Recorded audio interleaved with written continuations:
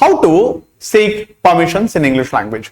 ये एक बहुत बड़ा यू में से कंफ्यूजन का पॉइंट होता है, और यू में say that the confusion which usually arises के कहां इस्तेमाल करना है, मे कहां इस्तेमाल करना है, शल का इस्तेमाल।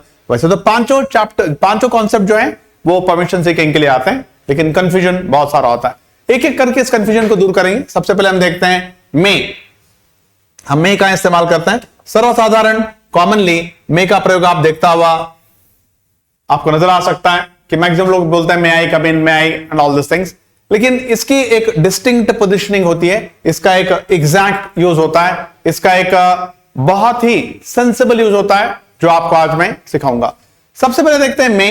देखो मे में जब भी आप परमिशंस मांगते हैं तो आप एक बात का ख्याल रखो कि वहां पर एक सेंस आता है, एक भाव आता है, एक भावना आती है सरेंडर की। सरेंडर का मतलब होता है कि आप किसी को शरण जाते हो, आप किसी के शरण आते हो। मैं रिपीट कर रहा हूं, आप किसी के शरण आते हो, वहां पर आप सरेंडर करते हो, राइट। जैसे मान लीजिए गुरु शिष्य जो है, अगर कोई शिष्य आता है तो गुरु को सरेंडर की भावना आ जाती है, सर मे आई कम इन, सर मे आई कम इन। तो यहां पर एक सरेंडर की भावना है। सरेंडर मतलब मैं आपको शरण आता हूं सर, आप मुझसे बड़े हैं, आप मुझसे सुप्रीम हैं, आपकी पोजीशन मेरे से काफी हाई है, आपकी पोजीशन काफी एस्टीम्ड है आपको। और ये बात है कि वो अमीर नहीं है, अमीरी गरीबी की यहां पर बात नहीं है। हां पावरफुल हो सकता है, या फिर वो आप यूं कह सकते हैं कि आजकल अमीर लोगों को भी बोलने का फैशन है, लेकिन जनरली सरेंडर हम उनको करते हैं जो ज्ञानी होते हैं, जो एबल होते हैं। तो अगर कोई नॉलेजेबल है, कोई एबल है, कोई सुप्रीम है, कोई बहुत ही बड़ा इंटेलेक्चुअल है, तो वहां पर सेंस ऑफ सरेंडर आना तो आम बात है। नेक्स्ट होता है एब्सोल्यूट रिस्पेक्ट। तो मान लीजिए कि किसी के पास अगर एक एब्सोल्यूट नॉलेज है, वो इंटेलेक्चुअल है, वो काफी प्रोफाउंड है, वो काफी स्कॉलर है, वो रिस्पेक्टेबल है, उसके पास एक सोशल डिग्निटी है, उसका एक सोशल इमेज है, तो डेफिनेटली वहां पर एक एब्सोल्यूट रिस्पेक्ट आ ही जाता है, राइट। जैसे फॉर एग्जांपल मान लीजिए कि आप एक ऐसे व्यक्ति से मिल रहे हो जिसकी सोसाइटी में काफी वैल्यू है, जिसको सोसाइटी में काफी इज्जत दी जाती है, उसने सोसाइटी के लिए काफी बड़े तौर पे कंट्रीब्यूट किया है, तो एक साधारण बात है कि आपको सेंस ऑफ रिस्पेक्ट आ ही जाएगा वहां पे, राइट। और यहां पर बात है रिगार्ड। रिगार्ड का मतलब होता है कि उनके लिए हमारे प्रति एक भावना होती है, एक समर्पण की भावना होती है, जिसे हम रिगार्ड भी कहते हैं। एक समर्पण भावना होती है, एक शरण आने की भावना होती है, और एक एब्सोल्यूट रिस्पेक्ट होता है। तो सिर्फ उन्हीं लोगों को आप इस्तेमाल कर सकते हैं में, या उनके लिए उनके परमिशंस मांगने के लिए, उनकी इजाजत मांगने के लिए हम इस्तेमाल कर सकते हैं में, अदरवाइज और किसी की नहीं। मे आई कम इन सर, तो डेफिनेटली ये टीचर स्टूडेंट्स के बीच का एक आम सेंटेंस होता है। अगले स्लाइड में आपको और भी कुछ एग्जांपल दूंगा। शेल, देखिए शेल का भी हम प्रयोग करते हैं परमिशन सीकिंग के लिए। कहां पर? टू नो, कंफर्म और टू गेट द कंसेंट। देखो मैं एक बात बताता हूं आपके यहां पे, राइट। आप यहां पर बोल सकते हैं टू नो, टू कंफर्म और फॉर कंसेंट। कंसेंट का मतलब होता है मर्जी, किसी की मर्जी जानने के लिए। मान लीजिए कि आज कोई त्योहार है, और बैच में काफी कम बच्चे आए हैं। अब मैं बोल रहा हूं शुरू करेंगे, शुरू करूं क्लास, तो आपका उनको मैं शरण जा रहा हूं, उनको क्या मैं शरण जा रहा हूं? क्या मैं समर्पण भाव है, या फिर उनकी मर्जी जानने की कोशिश कर रहा हूं? डेफिनेटली यहां पर मैं मर्जी जानने की कोशिश कर रहा हूं। अगर आप बीमार हैं, आपके मॉम आपके पास आएगी और बोलेगी बेटा मैं तेरे लिए चाय बनाऊं, तो आपकी मम्मी डेफिनेटली आपका परमिशन ले रही है, लेकिन वहां पर क्या शरण में जाने का भाव है? वहां क्या समर्पण भाव है? नहीं है, मर्जी जान रही है आपकी। आप बीमार हो तो आपके लिए बेटा मैं चाय बनाऊं, या आपके लिए मैं कुछ खाने के लिए बनाऊं, तो ये आपकी मम्मी आपसे पूछ रही है, टीचर स्टूडेंट से पूछ रहा है, तो ये कंफर्म करना चाह रहा है कि भाई करूं क्या ऐसे। वो आपकी मर्जी जानना चाह रहा है, किसी बात को आपकी मर्जी जानना चाह रहा है, या फिर आपको कोई बात सुनिश्चित कर लेना चाह रहा है, तो वहां पर हम इस्तेमाल कर सकते हैं शैल को। जब बात आती है कैन की, सी टू नो और कंफर्म द रिक्वायरमेंट। देखिए मान लीजिए एक एग्जांपल मैं आपको देता हूं कि आप कहीं बैठे हुए हैं और बाजू में एक सीट खाली है, तो डिश बोल के जाके बैठना सही नहीं होता ना, बहुत काफी डिसरिस्पेक्टफुल दिखता है, ऑकवर्ड लग जाता है वहां पे। तो बाजू वाले व्यक्ति को हम पूछ सकते हैं कैन आई सिट हियर, तो वहां पर हम उसको शरण नहीं जा रहे हैं, वहां पर हम उसको समर्पण भी नहीं कर रहे हैं, और उसकी मर्जी भी नहीं जान रहे हम, क्योंकि देखिए मर्जी जानने के लिए वहां पर एक सीट खाली है, तो मेरी रिक्वायरमेंट है, वो मेरी जरूरत है, मैं उससे अपनी जरूरत कंफर्म कर रहा हूं। मान लीजिए कि अगर मैं फोन नहीं लाया और मुझे किसी का फोन इस्तेमाल करना जो स्ट्रेंजर है, तो वहां पर मैं समर्पण क्यों करूंगा, मैं सरेंडर क्यों करूंगा, और मैं उसकी मर्जी क्यों जानूंगा, और उसकी मर्जी क्यों होगी मुझे फोन देने की, इसकी मर्जी क्यों होगी मुझे बाजू में बैठने देने की, लेकिन मेरी रिक्वायरमेंट है ना, मेरी जरूरत है, मेरी रिक्वायरमेंट है, तो मैं क्या बोलूंगा, can I please your phone, use your phone, can I please use your phone. तो वहां पर मैं किसी की मर्जी जानने की कोशिश कर रहा हूं।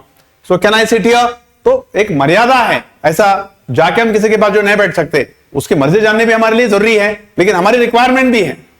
जब आपकी रिक्वायरमेंट होती है, फॉर एग्जांपल मान लीजिए आपकी रिक्वायरमेंट नहीं होती, किसी और की भी रिक्वायरमेंट होती है। अगर मान लीजिए रोड पे किसी का कोई टायर पंक्चर हो गया, गाड़ी खराब हो गई है, सुनसान रास्ता है, आसपास कोई नहीं है, आपने किसी बंदे को अगर तकलीफ में देखा तो आप उसके पास जाएंगे और आप पूछ सकते कि कैन आई हेल्प यू। तो यहां आपके रिक्वायरमेंट की जरूरत नहीं है, आप उससे पूछ रहे थे क्या मेरी जरूरत की रिक्वायरमेंट तुम्हें है, क्या मेरी हेल्प की जरूरत तुम्हें है, राइट। अब आप देखिए आप सिस्टम्स कभी खोलते हैं तो आर्टिफिशियल इंटेलिजेंस के जमाने में आपको सिस्टम्स बोलते हैं कैन आई हेल्प यू, क्या मैं आपकी कोई मदद कर सकता हूं, क्या आपको मेरी मदद की जरूरत है, तो आपकी रिस्पेक्ट, आपको वो समर्पण नहीं कर रहा है, वहां सरेंडर नहीं कर रहा है, यहां कोई एब्सोल्यूट रिस्पेक्ट की बात नहीं है, वो एक सर्विस प्रोवाइड कर रहा है, उसको हमारी जरूरत है, हमको उसकी जरूरत है, तो उस भाव से वो पूछ रहा है कि देखो आपको मेरी जरूरत है क्या।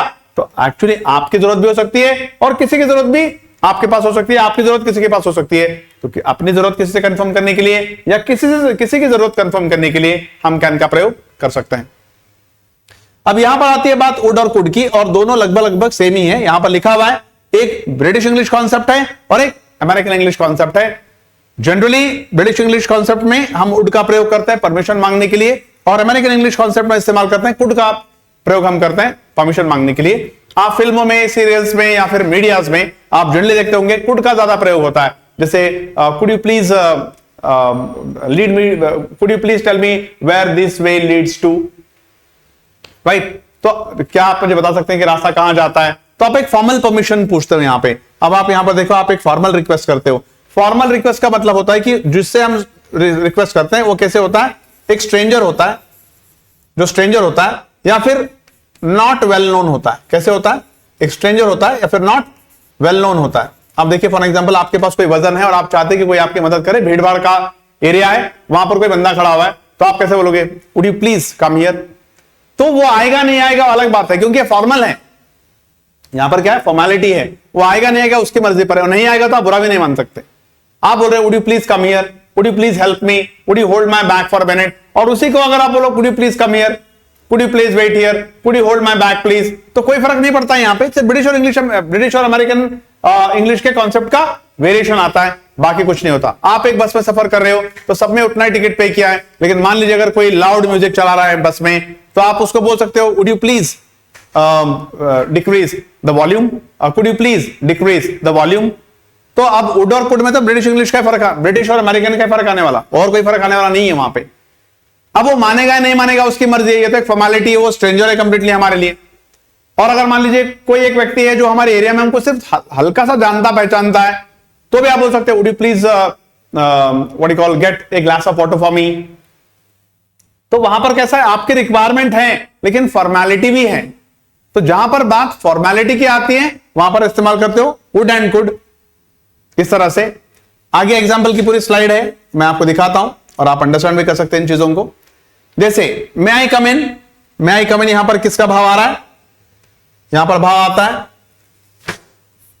यहां पर भाव आता है कि आप एक एब्सोल्यूट रिस्पेक्ट दे रहे हो किसी को, राइट, या फिर आप यहां पर किसी को सरेंडर का सेंस आता है, यहां पर भी सरेंडर का सेंस आता है। और actually the thing is that may I use your phone, अगर आपसे बड़े हो तो आप ऐसे भी इस्तेमाल कर सकते हो, एल्डर देन यू। अगर मान लीजिए आपके कोई टीचर है, अगर आपसे कोई बहुत बड़े हैं, कोई ज्ञानी व्यक्ति है, अब कर रहे भाई आप, तो आप उनको सरेंडर कर, सर मैं आई यूज योर फोन, ऐसे थोड़ा गिरकर ही मांगना पड़ेगा।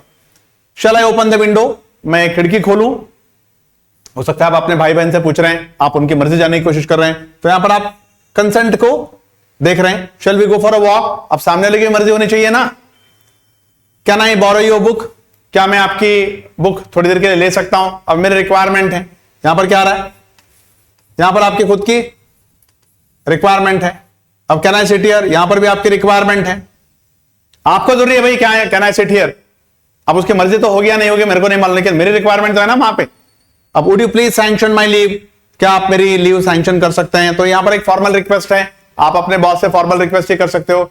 अगर वो ऑफिस के प्रोटोकॉल में बैठता है, अगर वो ऑफिस के नियमों में बैठता है तो देगा, नहीं तो नहीं देगा। तो एक फॉर्मल रिक्वेस्ट है। Would you allow me to enter, क्या आप मुझे अंदर आने देंगे? तो भी अगर आप प्रोटोकॉल है, वहां पर अगर कोई इजाजत है, वो अगर रूल्स नियम्स में बैठता है तो करने देंगे, अदरवाइज नहीं करने देंगे। तो ऑफिस में तो हर चीज फॉर्मेलिटी होती है, अनजान लोगों से तो फॉर्मेलिटी होती है, अपरिचित लोगों से भी फॉर्मेलिटी होती है, और थोड़े जान पहचान की, जिनसे हमारी जान पहचान ज्यादा नहीं है, उनके साथ भी हमारी क्या होती है? फॉर्मेलिटी होती है। Could you get me a glass of water, क्या आप मेरे लिए ग्लास पानी ला सकते हैं? तो हो सकता है कि आप उन लोगों से कह रहे हो जिनको आप बहुत कम जानते हो, या फिर कोई स्ट्रेंजर भी हो सकता है। अभी ब्रिटिश इंग्लिश की बात आती है यहां पे, और यहां पर एक अमेरिकन इंग्लिश की बात आती है। Could you let me know the time, क्या आप मुझे समय बता सकते हैं? अब कोई अनजान व्यक्ति होगा, भाई आप उससे पूछ रहे हैं, आपके पास घड़ी नहीं है, फिर आपको टाइम का पता नहीं चल रहा है, तो आप क्या बोलोगे? Could you let me know the time, क्या आप मुझे थोड़ा सा समय बता सकते हैं? तो आप या तो बहुत कम परिचित है या फिर अपरिचित है, उनसे आप फॉर्मेलिटी मेंटेन करना पड़ेगा। ऑफिस कल्चर में आपको फॉर्मेलिटी मेंटेन करना पड़ेगा, वहां पर वुड और कुड का प्रयोग कर सकते हैं, रिक्वायरमेंट के लिए कैन का प्रयोग कर सकते हैं, किसी की मर्जी जानने के लिए शैल और शैल का प्रयोग कर सकते हैं। लेकिन जहां हमारी पास भावना है सरेंडर की, शरण जाने की, समर्पण की, वहां पर हम इस्तेमाल करेंगे मे का। आई एम श्योर आपको ये पूरा चैप्टर ठीक से समझ में आ गया है। Thank you very much.